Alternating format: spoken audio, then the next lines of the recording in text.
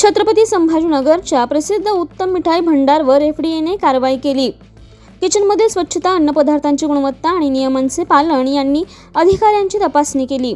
या कारवाईचा video social मीडियावर व्हायरल झाला असून एफडीए कडून आता अधिकृत माहिती जारी करण्यात आलेली आहे।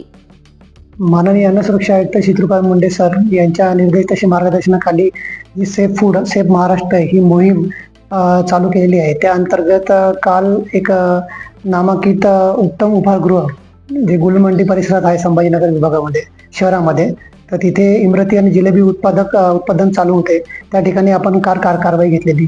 सदर कारवाई घेताना सदर उत्पादकाकडे रेस्टॉरंट कॅटेगरीचा काइंड ऑफ बिझनेसचा परवाना आहे, तर तो त्याला अलाउड नाही आहे। त्याला ते मॅन्युफॅक्चरिंग युनिटचाच परवाना पाहिजे, पहिली गोष्ट।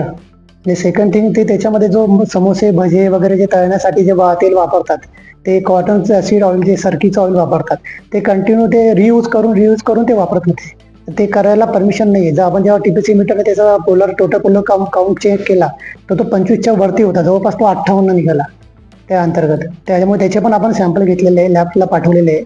सदर परत जिलेबी तयार करताना जे वनस्पती म्हणजे डालडा